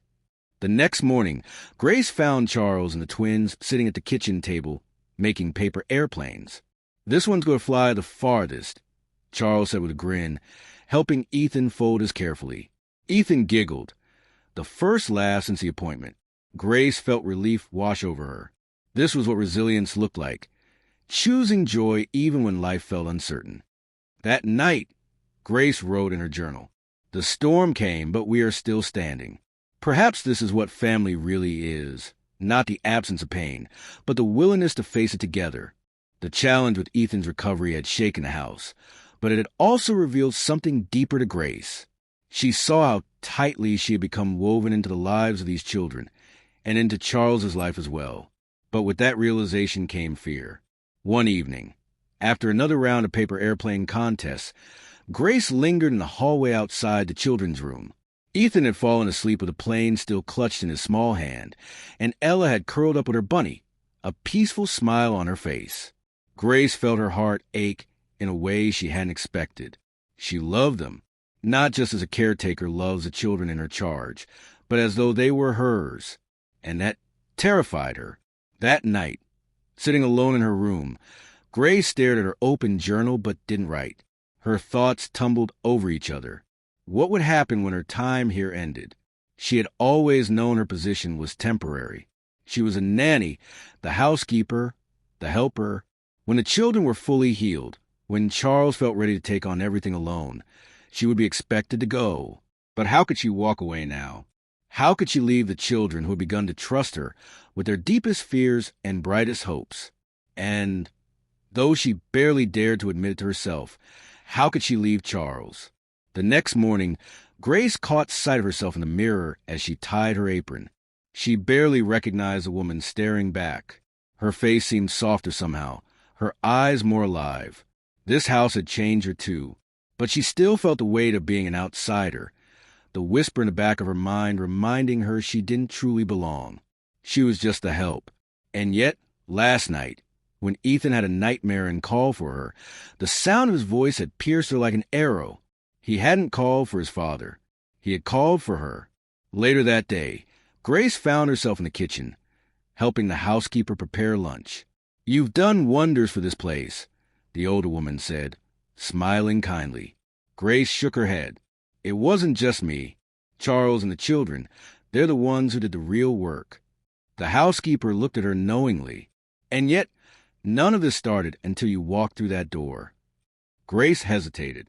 Do you think I belong here?" The housekeeper placed a hand on Grace's shoulder. "Child, you already do. The question is whether you'll allow yourself to believe it." That evening, Charles found Grace in the garden after the children had gone to bed. She was sitting on the stone bench, staring at the moonlit roses. "You've been quiet lately," he said gently. Grace hesitated, then gave a small shrug. "Just thinking." "About what?" Grace hesitated again, torn between honesty and the urge to protect herself. "Finally," she said softly, "about what happens when I'm no longer needed here." Charles blinked, taken aback. "What makes you think that day will come so soon?" he asked. "It always does," Grace said with a small, sad smile. "Children grow, families move on, and people like me, we leave." Charles sat beside her, close enough that she could feel the warmth radiating from him. "Grace," he said slowly, "do you really think that what you've done here could ever be forgotten? You didn't just take care of my children. You saved them. You saved me." Grace's breath caught at the intensity of his voice. "But I'm still just," she began, but Charles cut her off gently. "You are not just anything," he said firmly. "You are Grace, the woman who brought my children's laughter back. The woman who taught me how to live again. Don't ever think of yourself as less than that." That night, Grace couldn't sleep. His words echoed in her mind, but so did her fears. Was she letting herself hope for too much? She knew her heart was in dangerous territory. She was falling, not just for the children, but for their father. And if she allowed herself to believe there could be more between them, what would happen if she was wrong? Would her heart survive being sent away? A few days later, a letter arrived from Grace's aunt, who had raised her after her parents died. The letter was full of small-town updates, neighbors, church events, but one line stood out. "Don't forget to think about what you want for your future, Grace. You deserve happiness, too." Grace folded the letter carefully, her hands trembling. She had been so focused on everyone else's healing that she hadn't stopped to consider what she wanted. Did she want to go back to her quiet life, her small room, her predictable routines? Or did she want this? The sound of children laughing, the sight of Charles smiling, the feeling of belonging somewhere for the first time in years? That night, Grace knelt by her bed and prayed for the first time in a long while. "God," she whispered, "I don't know what to do. My heart feels too full and too fragile at the same time. Please show me where I'm meant to be." When she rose, she felt no immediate answer, but she did feel a strange calm settle over her. Perhaps the answer wouldn't come all at once. Perhaps it would come through the next choice she made. Grace closed her journal with a quiet sigh. Whatever the future held, one thing was certain. She could no longer pretend she didn't care. She was part of this family now, whether she was ready to admit it or not, and that meant her next step would matter more than anything she had chosen before. Charles had always thought of himself as a man of control. He controlled his company, his schedule, his home, even his emotions. But in recent weeks, something inside him had begun to shift. It was subtle at first. The way he lingered in the playroom a little longer after Grace read bedtime stories, or the way he found himself looking forward to meals not because of the food, but because of the company. He noticed the small things, the way Grace's laughter lit up the room, the gentle patience with which she guided Ethan's steps, the tenderness in her voice when she soothed Ella's bad dreams. And every time she smiled at him, he felt something stir inside him that he hadn't felt in years. But with that stirring came a sharp pang of guilt. Charles still wore his wedding ring. Some nights, when the house was quiet, he sat in the study with a glass of whiskey and stared at a photograph of his late wife. Her face smiled back at him, frozen in time. "Am I betraying you?" he whispered one night, his voice barely audible. The photograph, of course, gave no answer, but the question lingered heavy in his chest. Could he allow himself to move on without dishonoring her memory? One afternoon, Charles was working from home when he heard giggles coming from the playroom. Curious, he set aside his laptop and followed the sound. He found Grace sitting cross-legged on a rug with the twins, helping them build a blanket fort. Ethan spotted him first. "Daddy, come help us." Without thinking, Charles kicked off his shoes and joined them on the floor. For the next hour, they built the most elaborate fort yet, with books for walls, cushions for floors, and a string of fairy lights Grace had found in the attic. When it was finished, they all crawled inside, huddled close in the warm glow. Ella leaned against Charles, clutching her bunny. "This is the best day ever," she said softly. Charles looked around at the fort, at the children's bright faces, at Grace sitting across from him with that soft, knowing smile, and something inside him broke open. This moment felt like home. That evening, Charles called his oldest friend Daniel, a man who had known him since college. "You sound different," Daniel remarked after a few minutes of small talk. Charles hesitated, then admitted, "I think I'm starting to feel something for Grace." There was silence on the other end. Then Daniel said gently, "And what's stopping you?" Charles sighed. "Guilt. Fear. I don't know if I have the right to feel this way. Not after everything." Daniel's voice was calm but firm. "Charles, loving someone new doesn't erase the love you had for your wife. It just means your heart still works. And maybe, just maybe, that's what she would have wanted for you." Charles closed his eyes, letting the words sink in. That night, Charles had a dream. He was standing in the garden, surrounded by roses. His wife was there, smiling at him. "You've done well," she said softly. "I've missed you every day," Charles whispered. "I know," she said, her voice like music. "But it's time to live again, Charles. The children need a father who is fully here. And you deserve to be happy too." When he woke, his pillow was damp with tears, but his heart felt strangely lighter. The next morning, Charles found Grace in the kitchen, pouring juice for the children. Without thinking, he reached out and covered her hand with his. Grace looked up, startled, but didn't pull away. "Thank you," Charles said softly. "For what?" Grace asked, her voice barely above a whisper. "For everything," Charles said simply. "For bringing my children and me back to life." Their eyes held for a long moment, and Charles felt something shift inside him. He wasn't just grateful anymore. He was falling in love. Later that day, Charles stood in his late wife's room, a space he had barely entered since her passing. He touched the framed photograph on the dresser one last time, then quietly removed his wedding ring. He didn't do it out of disrespect, but as an acknowledgement that it was time to step into the future, time to open his heart again. That evening, Charles asked Grace to meet him in the garden.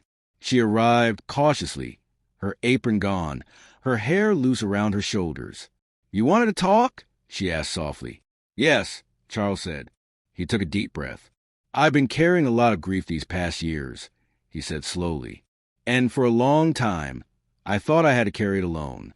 But you've shown me something different. You've shown me what it looks like to live again.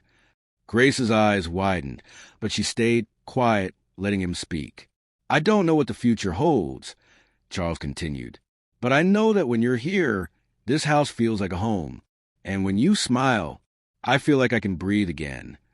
Grace's breath caught, her heart pounding. Mr. Charles, she began, but he shook his head gently. Just Charles, he said softly. There was a long, charged silence. For the first time, Grace allowed herself to hope that maybe, just maybe, she wasn't the only one standing at a crossroads. That night, Charles returned to his study, sat at his desk, and began drafting a letter, not for business, but for himself. A letter to the future, he wrote, a promise to live it fully, to laugh often, to love bravely. When he set down his pen, he felt at peace. The next few days were filled with quiet tension. Grace could feel in the way Charles watched her, not with the detached politeness of an employer, but with a softness that made her pulse quicken. Grace had been fighting her own battle inside. She had lain awake each night, staring at the ceiling of her small room, trying to silence the voice in her heart that whispered dangerous hopes. You don't belong here, one part of her warned. But maybe you do, another part whispered. Every moment with Charles and the twins made it harder to imagine leaving. But every moment also reminded her that she was just a maid, and he was the billionaire who could have anyone he wanted. On Friday evening, Charles surprised her. I'd like you to join us for dinner, he said casually as she finished clearing the children's toys. Grace froze. Join you? Yes, Charles said with a small smile. Not as the help, as part of the family. Grace hesitated, her heart pounding, then nodded slowly. The dining room glowed with soft candlelight. The children were already seated, chattering happily. Charles pulled out a chair for Grace. She sat down nervously, her hands clasped tightly in her lap. Dinner was simple but warm, roast chicken, vegetables, fresh bread. But it wasn't the food that made Grace's chest tighten. It was the way Charles kept glancing at her, as though memorizing her face. When the children were excused, Charles asked Grace to stay. I'd like to talk to you, he said quietly. He led her outside to the garden, where fairy lights twinkled among the trees. The night was still and fragrant with roses. For a long moment, they stood in silence. Finally, Charles turned to her. Grace, he said, his voice low and steady. These past months, you've done more than care for my children. You've given them their joy back. You've given this house its soul back. And somewhere along the way, he hesitated, taking a breath.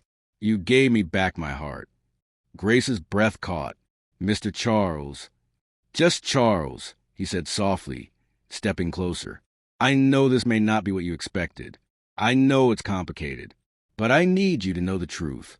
He reached for her hand, his touch warm and steady. I have feelings for you, Grace.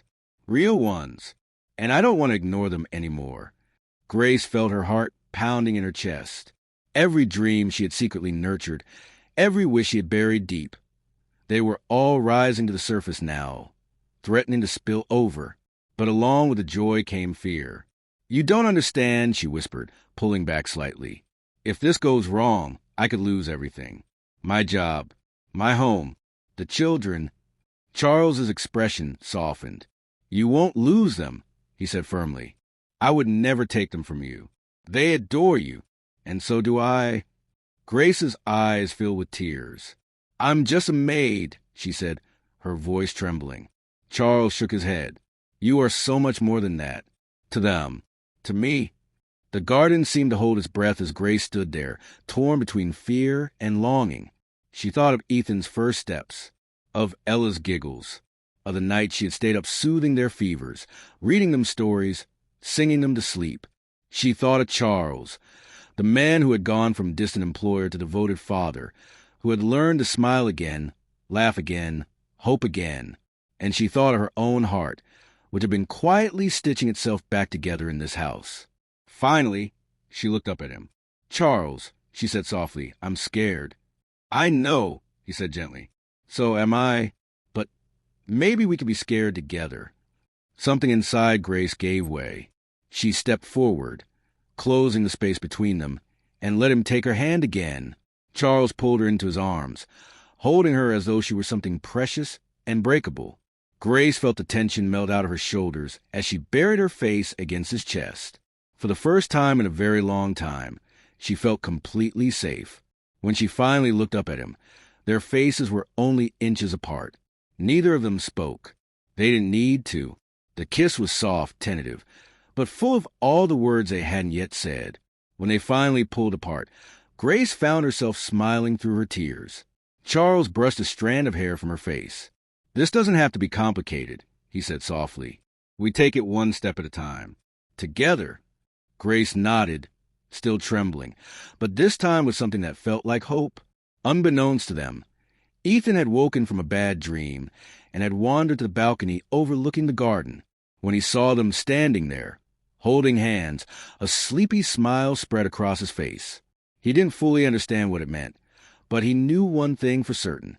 Grace wasn't going anywhere, and that made him feel safe enough to tiptoe back to bed. That night, Grace lay awake again, but this time she wasn't anxious. For the first time, her heart was at peace. She belonged, not just in the mansion, not just with the children, but here with him.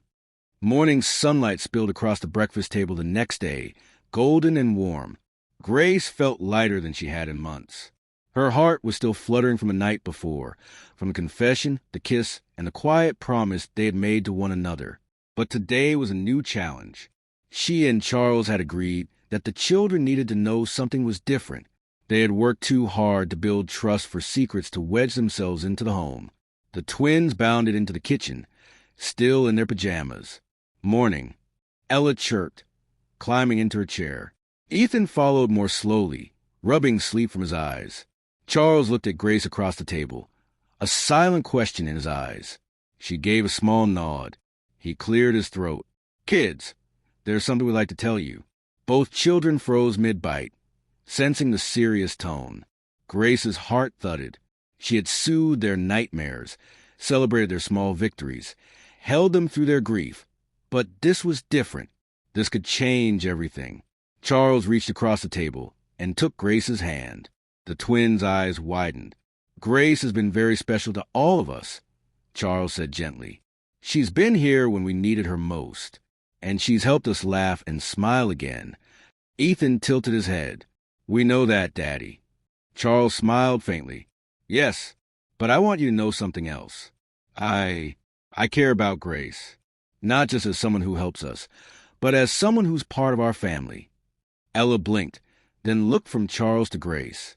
"Like you love her?" Charles glanced at Grace, who nodded softly. "Yes," Charles said, "I do." For a moment, silence filled the room. Then Ella let out a delighted squeal. "Does this mean Grace will stay forever?" Grace's throat tightened. "If that's what you want." Ella scrambled out of her chair and ran around the table, hugging Grace so hard she nearly toppled over. "I want you to stay forever," Ella said fiercely. Grace hugged her back, tears pricking her eyes. But Ethan wasn't smiling. He stared at the table, his little brows furrowed. Charles noticed immediately. Ethan looked up, his lower lip wobbling. "Does this mean you're trying to make her our new mommy?" he asked quietly. The question hit Charles like a stone. Grace's breath caught. Charles knelt beside his son. "Ethan," he said softly, "no one will ever replace your mommy. She will always be your mommy." Ethan blinked rapidly, trying not to cry. "But if you love Grace, does that mean you don't love mommy anymore?" Charles shook his head firmly. "No, son, my love for mommy will always be here." He pressed a hand to his chest. "But love doesn't run out. It can grow. Grace isn't here to take mommy's place. She's here because she makes our lives better, and because she loves you and Ella very, very much." Grace reached across the table, her voice gentle. "Ethan, when I came here, I didn't know how much I would care about you and your sister. But I do. I love you both as if you were my own. And no matter what happens, I will never leave you unless you want me to." Ethan's small hands gripped the edge of the table. "Promise?" Grace nodded, her own eyes wet. "Promise." Slowly, Ethan slid off his chair and walked over to Grace. He climbed into her lap, his face bearing against her shoulder. Grace wrapped her arms around him, feeling his small frame relax against her. "I guess it's okay if you love Daddy," he mumbled into her neck. Grace smiled through her tears. "Thank you, sweetheart." Charles let out a slow breath, relief washing over him. Ella clapped her hands. "Does this mean we can have more family game nights?" Charles laughed softly. "Yes, I think it means exactly that." The afternoon celebration. Later that day, Charles surprised them all by canceling his afternoon meetings. "Today," he announced, "is a family day." They spent the afternoon in the garden playing tag, having a picnic, and laughing until their stomachs hurt. At one point, Ethan grabbed Grace's hand and pulled her toward the swing set. "Push me," he shouted, grinning. Grace pushed him gently, her heart swelling. This was what she feared losing, but now it felt secure, stronger than ever. As the sun set, Charles and Grace stood at the edge of the lawn, watching the twins chase fireflies. "They're happy," Grace said softly. "Yes," Charles agreed, his voice warm. "Because you're here." Grace turned to him, her heart full. "This feels real," she whispered. "It is real," Charles said, taking her hand. And in that moment, Grace realized that this wasn't just a job anymore. It was home. That night, after Grace tucked him into bed, Ethan and Ella called her back. "We made something for you," Ella said, holding out a piece of paper. It was a drawing, a big house with 4 smiling stick figures holding hands. Underneath, in colorful crayon letters, were the words, "Our family." Grace's heart nearly burst. She kissed their foreheads, whispered goodnight, and left their room with tears streaming down her cheeks. Happy tears this time. Charles was waiting for her in the hallway. She said yes, Grace whispered, holding up the drawing. Charles smiled and pulled her into his arms. "They said yes," he corrected softly. And for the first time, Grace let herself believe she truly belonged. Not just in their house, but in their hearts. The morning after the children's drawing, the mansion seemed different. The air felt lighter.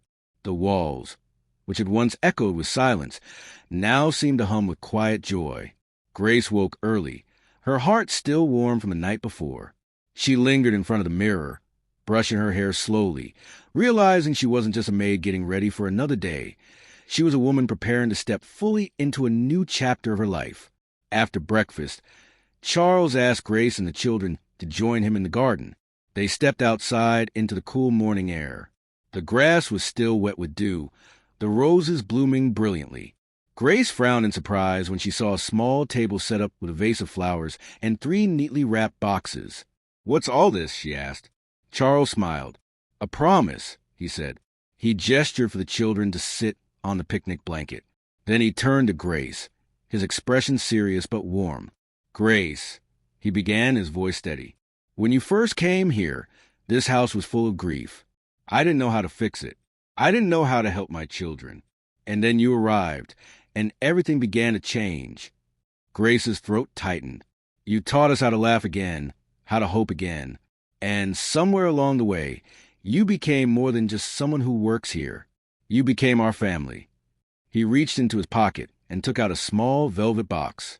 Grace gasped softly as he opened it to reveal a simple, elegant ring. "I know this may not be how people expect a love story to go," Charles said with a faint smile. "But I don't care about expectations. I care about you. Grace, I want you by my side, not just as a person who cares for my children, but as the woman I love. Will you marry me?" Grace's eyes widened, tears welling up instantly. For a long moment, she couldn't speak. Then she nodded, laughing through her tears. "Yes, yes, Charles, I will." The twins squealed with excitement, running to hug them both. "Does this mean Grace will be mommy now?" Ella asked, looking up with shining eyes. Grace crouched down, wiping her tears. "It means I will love you and take care of you just like a mommy would, every single day." Ethan grinned for the first time that morning. "Good, because we made you something too." He ran to the table and grabbed one of the wrapped boxes, handing it to her shyly. Inside was a necklace, a small silver heart with the word family engraved on it. Grace pressed it to her chest, overwhelmed. "It's perfect," she whispered. Charles fastened it around her neck, his fingers brushing gently against her skin. They spent the rest of the day together. No meetings, no work, no schedules. Grace baked with Ella in the kitchen, while Charles and Ethan built a wooden birdhouse in a workshop. In the afternoon, they all gathered under the oak tree to paint the birdhouse together, laughing as they got more paint on themselves and on the wood. At sunset, they placed it on a branch and watched as the first curious bird circled above. "See," Ella said proudly. Now they have a home, too. Grace smiled, realizing that in many ways, they were like those little birds. Each of them had been wandering, wounded, and lost. And now they had found their home. Later that night, after the children were in bed, Charles handed Grace an envelope. Inside was a letter addressed to his late wife. "I wrote this weeks ago," Charles said quietly. "I never knew when the right moment would be to let go, but I think this is it." Grace read the letter in silence. It wasn't a goodbye, it was a thank you. A thank you for their years together, for the children they had raised, for the love that had shaped him into the man he was today. When she handed the letter back, Charles smiled sadly.